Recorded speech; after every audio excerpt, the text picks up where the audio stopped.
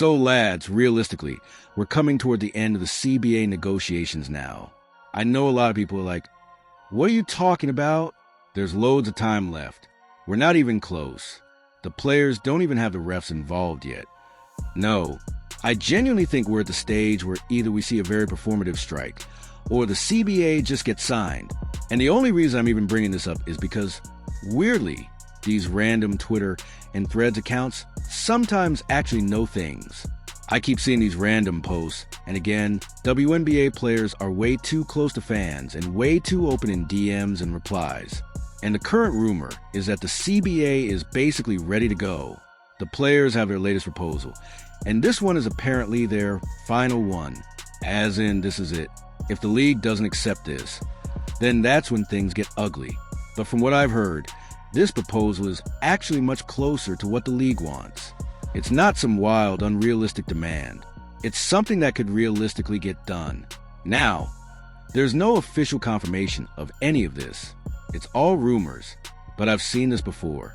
Like, Thread somehow knew that DeWanna Bonner was leaving the Indiana Fever a full week before it happened. I was getting random emails about it before Caitlin Clark even came back from injury. And sure enough, Bonner was gone. And the scariest part is the Caitlin Clark WNBA side of Threads is literally just a hate group. It's not even fans of other players. It's just anti-Caitlin Clark 24/7. It's actually mental. But putting all that aside, the biggest sign for me is this. The WNBA didn't strike at All-Star Weekend. From what I heard in media circles, people fully expected the players to do something. Walk out, bring out the inflatable rat, make a big statement. That was the expectation. And nothing happened, which tells me this is being taken seriously behind the scenes. Because if the players were genuinely about to go nuclear, All-Star Weekend was the perfect time. Maximum cameras, maximum attention. Meanwhile, the league's official accounts are all like, we love the game, can't wait for the season. And the WNBPA social media is basically like, screw this league, burn it all down.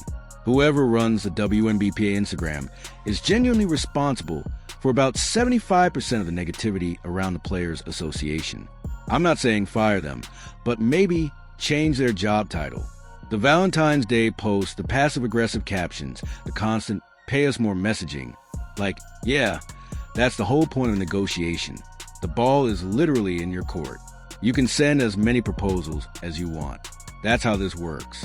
My guess is we hear something by the end of this week, because they still need time for the expansion draft, free agency, and the actual draft. And yeah, technically there are lots of days left, but not in practical terms. You can't just sit on this for another 2 weeks. I still think if everything is agreed by March 1st, the season can start on time. It'll be chaos, but it's possible. Worst case scenario, the league just sets up multiple rule sets. If core designation exists, these are the rules. If it doesn't, these are the rules. If prioritization changes, these are the rules. And honestly, if you're an expansion team and you haven't already scouted every single player in the league, that's on you. Look at the Golden State Valkyries. Everyone thought they'd go young, rebuild slowly, take role players. Instead, they just took the best player available from every team. No sentiment, no development projects, just pure who's the best right now. And suddenly they've got Ileana Rupert, then Janelle Salon. And everyone's like, oh dear God. Meanwhile, you had Indiana Fever fans begging for Salon, and then acting like they never watched overseas basketball when she actually signed with someone else. Same with the Jaylen Brown signing. That was genuinely one of the dumbest moves in hindsight. She was averaging 6 points a game in Russia, and somehow ended up in the WNBA. But anyway, free agency doesn't need that much time. The expansion draft doesn't need that much time. This doesn't require months. So I genuinely think by Friday we hear either players are striking or the CBA is signed. And my money is on CBA signed. One last thing, the prioritization rule.